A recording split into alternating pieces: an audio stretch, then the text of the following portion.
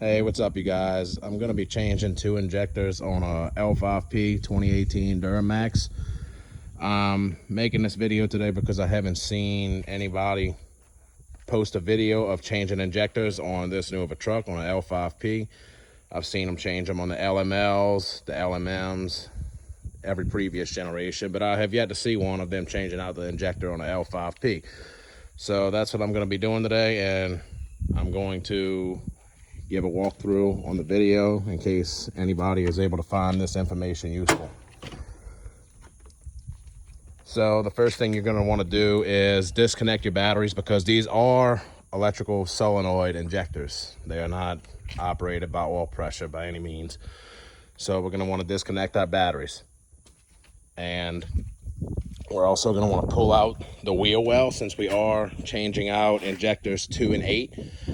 And they're both on this side. I have changed them on the passenger side. It's a lot easier when the truck is deleted, because you don't have the EGR in the way, and you in fact do have to pull the whole return rail off of all 4 injectors in order to access just one of them. But the EGR used to connect right here, as well as down there. I don't know if you can see the block off plate, but it's down there along the side of the exhaust manifold, and it passes right by the injectors, which makes it hard to get this shield off to access the injectors. But it's no big deal. If you do have an EGR in the way, it could still be done, but it's just a couple of extra steps. All right, now that we got our wheel well out of there, I believe there is 16 or 17 screws, torque screws. Pretty obvious where they're at. You can see them plain as day. Got them. Got the wheel well out. Now we have a somewhat clear view of the fuel rail and injectors, where they're going to be located. But next thing we're going to want to do is take the intercooler hot side pipe off of the turbo. It'd be this right here. Just loosen. It takes a little while to get to if you don't have a deep socket, especially with the transmission fluid line in the way, but it's really nothing to get to. You just loosen that up, pull your hot side off, and we're going to disconnect our 2 fuel lines, our fuel line going to the engine and our return line. You're going to need a tool like this. They sell different types, but I just bought this type because it's made for this type of truck, so I just have the 2 that I need. You're going to pull them clamps off, and I've seen people do it with a screwdriver before, but you do take a risk of messing it up, so I just rather do it right and get the proper tool for it. It makes it much easier. As long as you have an extension and a deep socket, 7/16 is what I'm using, it kind of makes it fairly easy to get a hold of. Nothing major. Screwed most of the way. It's a good bit of thread to go through, but just get it unscrewed to where it looks kind of like that, or own decision, whatever you want to make, and pull that off, and it basically just moves freely. Move it wherever you want it to go. Next, we're gonna go for, I'm just gonna sit this on here to keep it kind of out of my way. We're gonna go to these fuel lines down here, and all you're gonna do, pry up like that, and push it forward, and it comes out.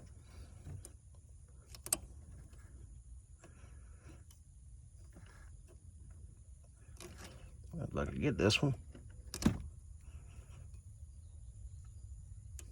gonna have to get a flathead. Just be easy where that is. They will shoot. I'm just gonna set that out the way.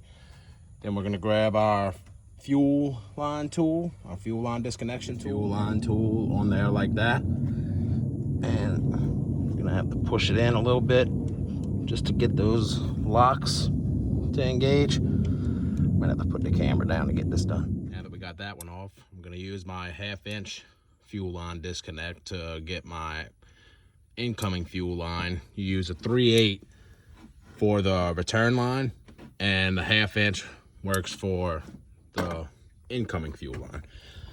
You're just gonna press it in like that until you hear it click. And like I said, it's a little hard to do with just one hand. But I'm trying to get the demonstration in for you so you see how it works. All right, I heard the click. Now you should just be able to pull it out. Nope.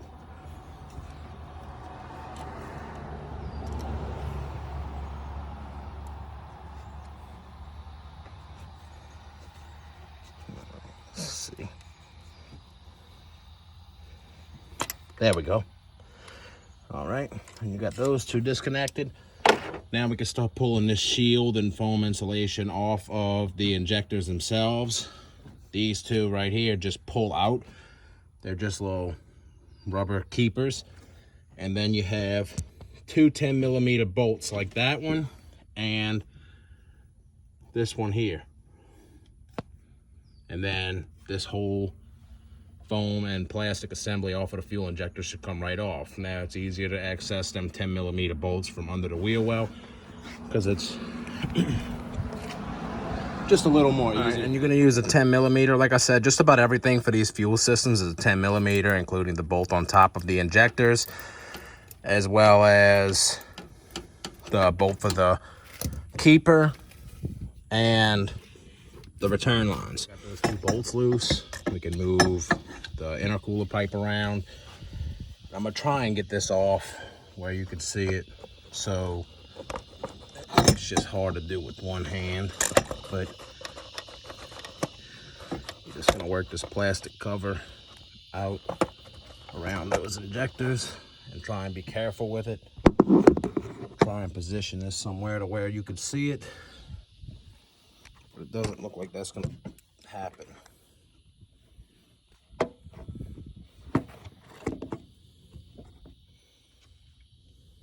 Maybe you can see it, I don't know.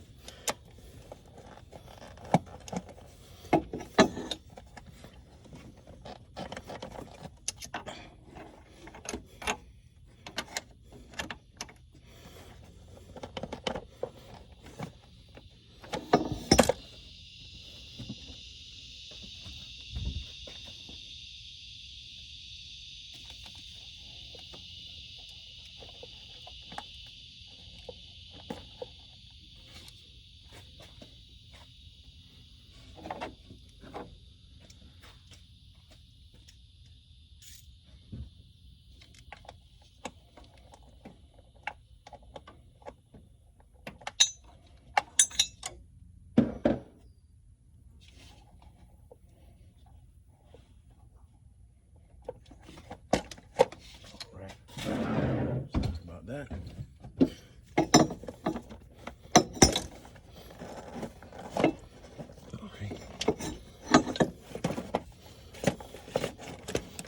right. There we go.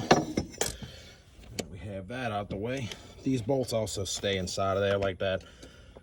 They don't fall out. They have rubber washers on the back side of them. All right, so we're going to be changing injectors 2 and 8, which that's going to be this first one right here on the driver's side, and the last one, 2, 4, 6, 8, obvious. Well, I'm gonna be using this little angle screwdriver to try and ease the clip out because they've had problems with these in the past, that the clips are breaking or the harness breaks, or because they're very delicate, hence the foam cap that keeps them all from shaking or breaking loose and all. And I don't feel like spending $60 to $80 on a new pigtail to connect my injector back, much less being out of a truck until I do so.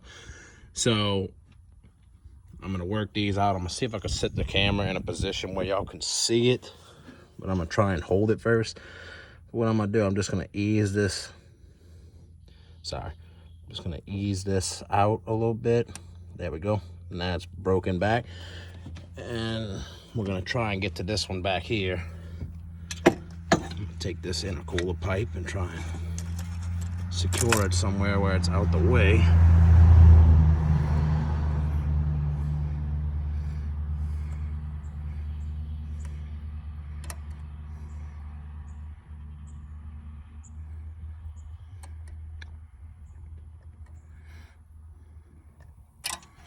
All right, this one might be easier to get down from below, but anyway, we're going to start with this injector here until I go down and get it from under the wheel well. Just go push down on that button, should unlock, and pull it back.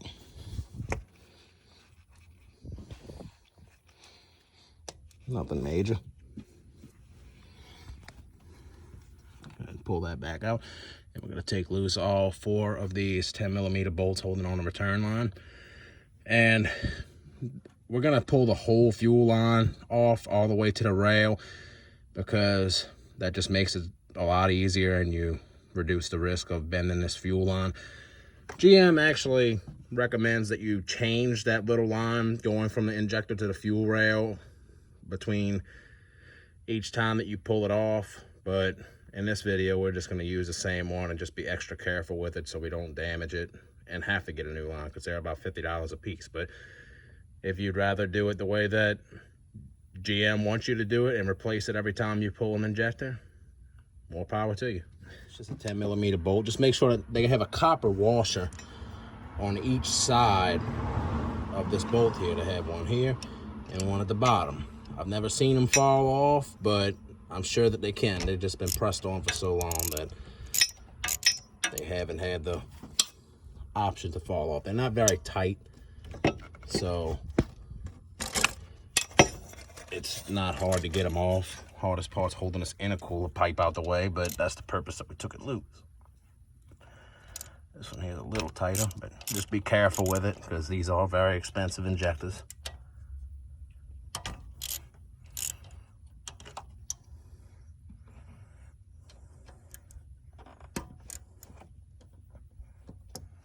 All right. They're well lubricated with diesel, so once you break them loose, they're pretty much hand tight.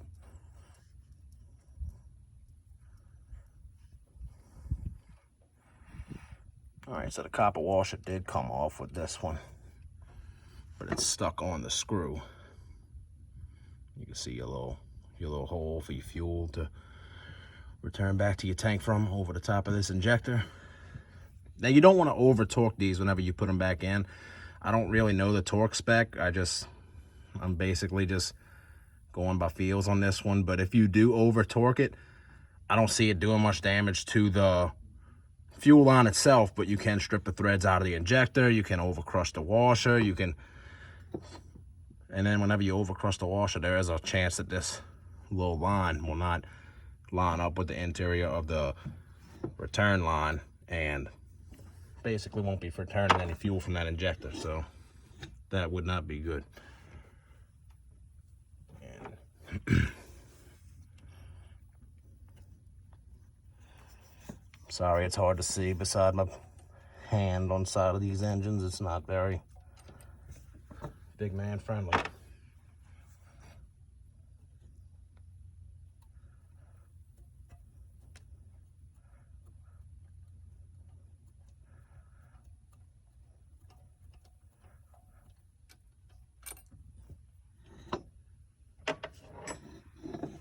All right, just be very careful because as you can see on this one, the copper washer stayed on top of the injector. Really don't want that to go anywhere. So we're just going to try and be as careful as we can with it.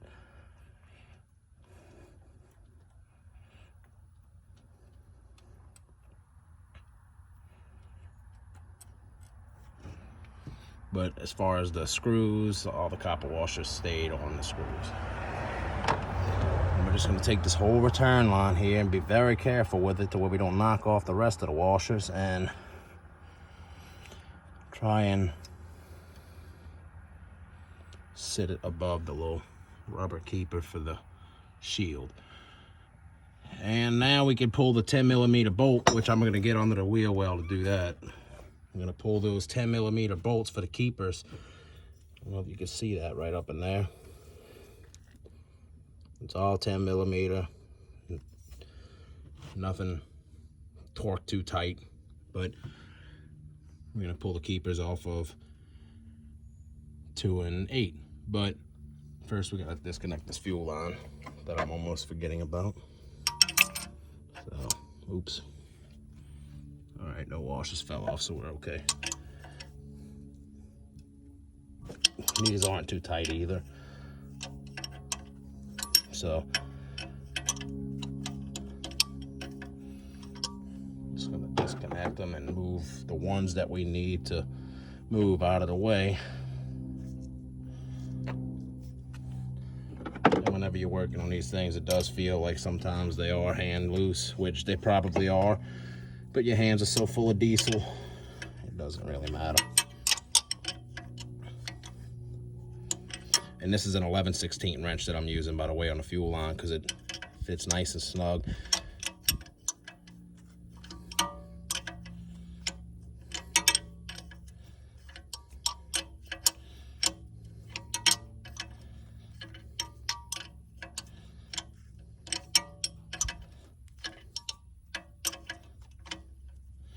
Be a lovely time for that intercooler pipe not to be in the way, but it's not bad.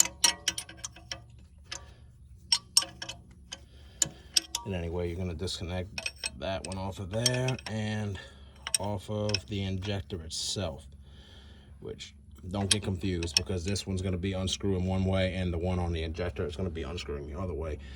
This one's going to be pulled clockwise and your next one's going to be pulled counterclockwise, just because they're facing two different directions. Don't want anybody over torquing the injector by accident.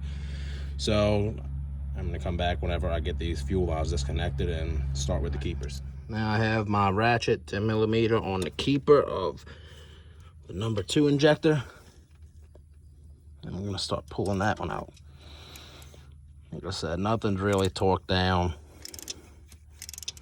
horribly tight, because I'm doing all of this with a 1/4-inch ratchet.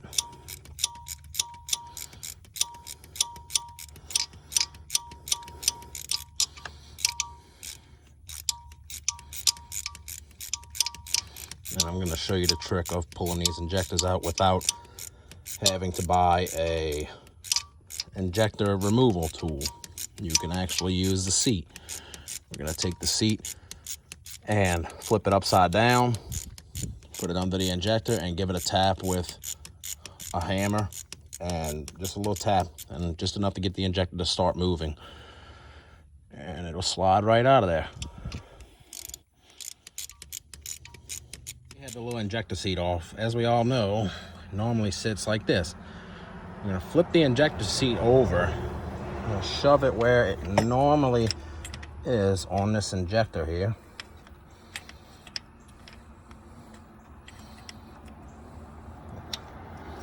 Okay, now we're gonna take something heavy. I can't fit a hammer in here, so I'm using a breaker bar, and we're gonna tap it.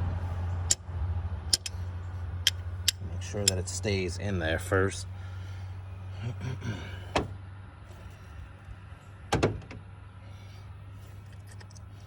I don't have 2 hands to hold on to it. I'm gonna see if I can prop up somehow to be able to catch this on film. I'll try and sit it there. I don't know if you guys can see it, so we can focus in on it there. All right, now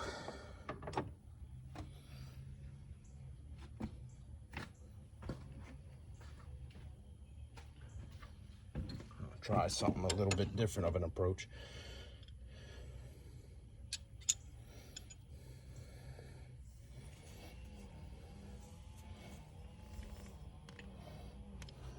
Hold something like that. This might be a little bit easier to do from down below, but once you break, I'm going to go down under there, and as long as you keep your eyes on it, you'll be able to see what I'm doing.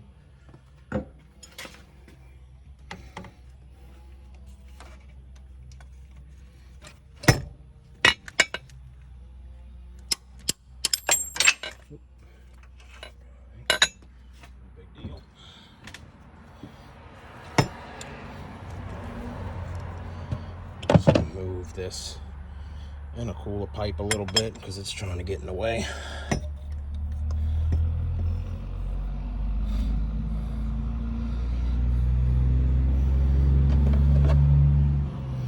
Try and sit that under there.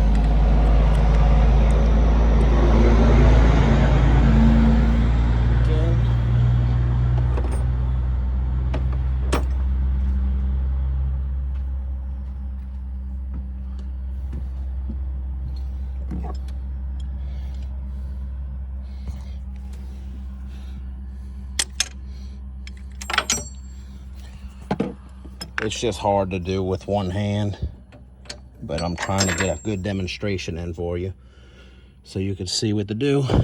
And I'll be back. I had to grab this injector seat.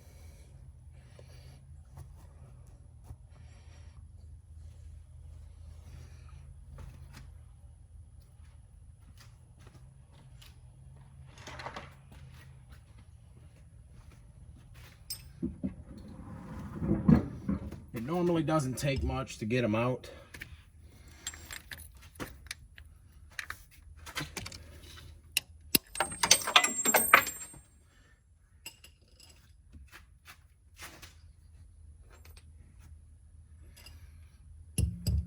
Now, it looks like it moved a little bit that time.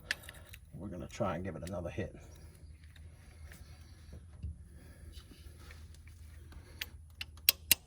There we go.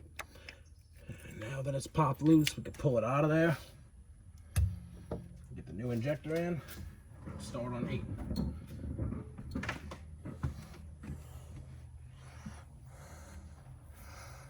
Be very careful not to put any dirt inside of your cylinder.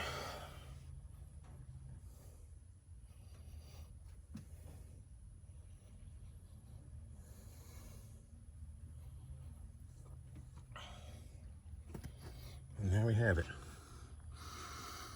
Injector removed. Now we're gonna go and grab our new injector and get it in there. Appears to have a little bit of dirt around the cylinder. Around the injector tubing.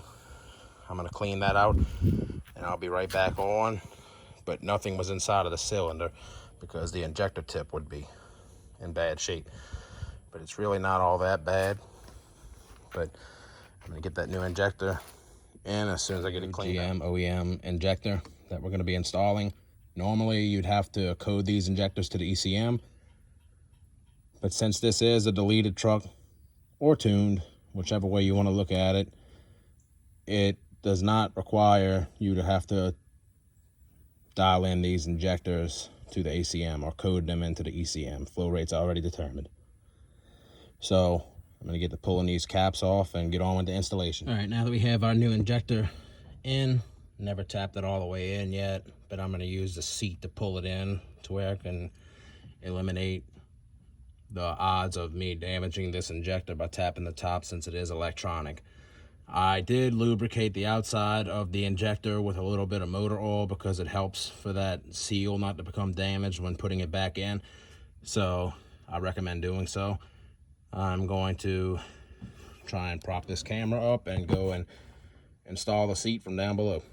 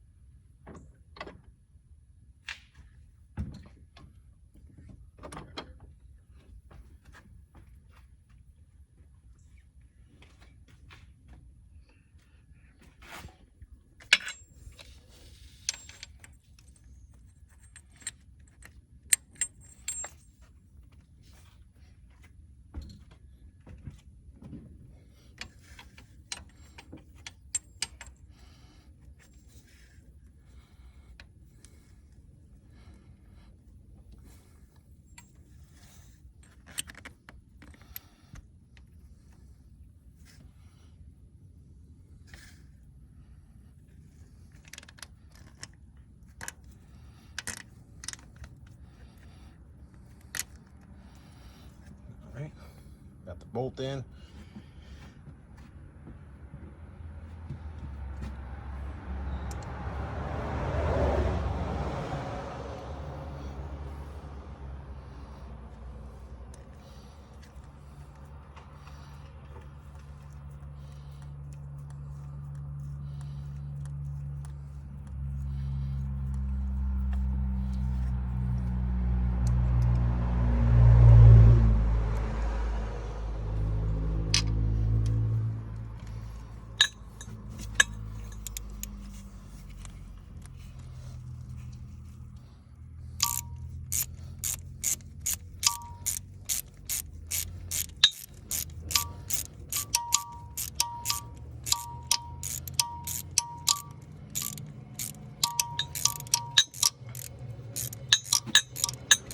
seat do its work.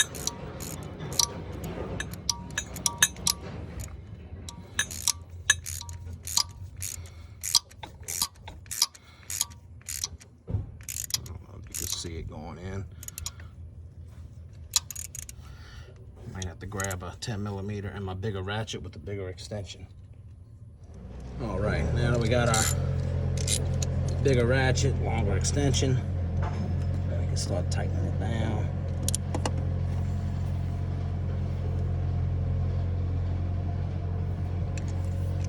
Because that's all it's gonna go. But you don't want to over torque them because we don't want to strip out the block, break the bolt off in it, or you're not going to damage the seat or anything. But now we can start hooking that one back up, which I'm just going to plug in the sensor for now, save the fuel lines until last.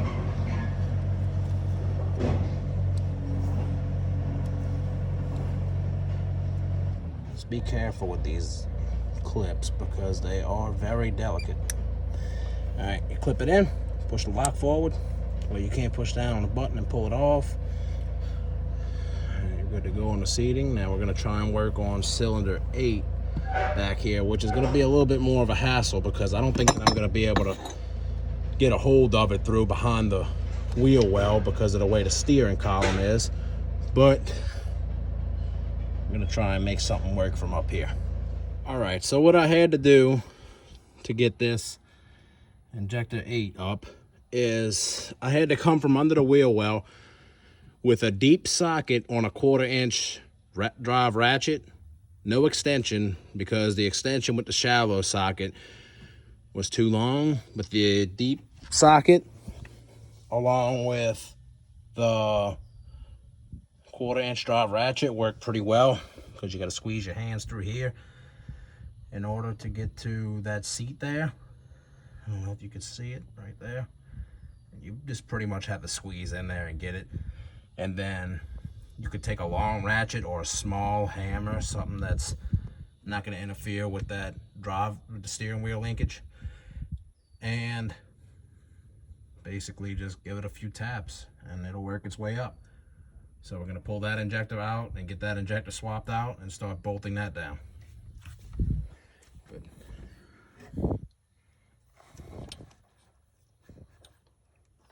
Like a tight fit, and it seems like you're not going to get it out of there because of the steering linkage, but I assure you, you can pull that injector out and the steering column is not in the way. All right, now that we got that injector in, I'm going to remove that little cap and we're going to start by connecting the fuel lines back to the fuel rail.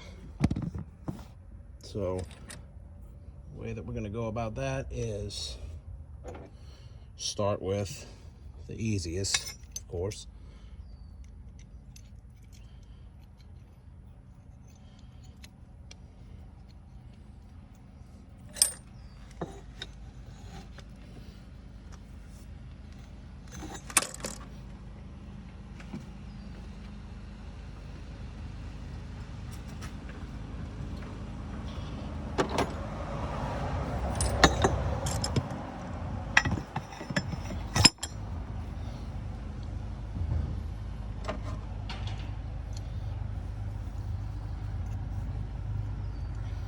To relocate this phone somewhere.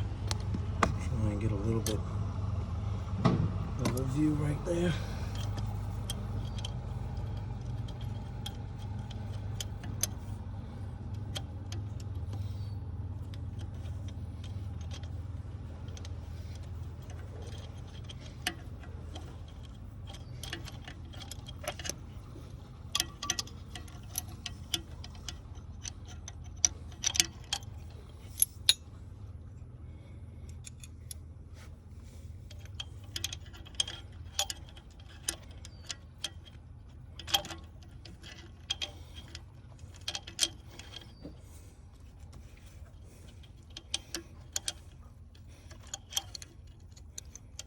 Yeah, it's a little bit of a tight area, but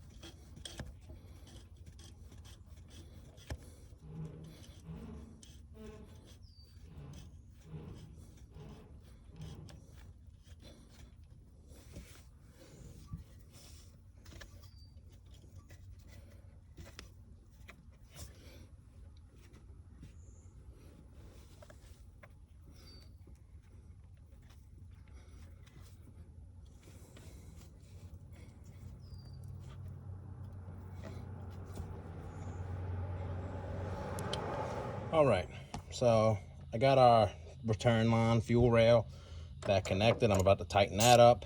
And what I'm gonna do, I'm not gonna put the little foam and the foam protective cover over the injectors just yet, just because I want to test and see if they have any leaks coming from these injectors during startup. And I'm just gonna, because it's all it is just the 2 fuel lines that sit on top of it and the intercooler pipe, which the intercooler pipe really doesn't need to be super tight just to start it up. So we're gonna tighten these up, connect back to intercooler line, and connect back to fuel lines and start it up. All right, intercooler back connected, fuel lines back connected. I'm gonna wash up my hands, connect these battery terminals back on, and give it a run. All right, and there we have it. Took a second to start up, but not more than 1 crank. It just probably took about 15 times of it turning over, which that's nothing to be worried about because we did have the fuel lines disconnected, and as well as 2 new fuel injectors, which probably didn't have fuel anywhere in them, assuming because they were brand new. And yeah, that's basically it. So these engines typically don't have any kind of problems. I was just blessed with one of them that needed an injector change on 2 of them, and it probably could have had something to do with me tuning the truck and pushing the injectors harder than they would under the stock tune and ECM. But yeah, it's nothing to change these injectors. It's not really that, it's not that hard. A little bit tight of a space. Just don't get nervous, take your time, and that's pretty much it. This is James Keith, and if you have any questions on this video, or if you tried anything in this video and you run into a brick wall, I'd be happy to answer questions in direct messages or email. So thank you very much for watching, and I hope that this video helps you out if you're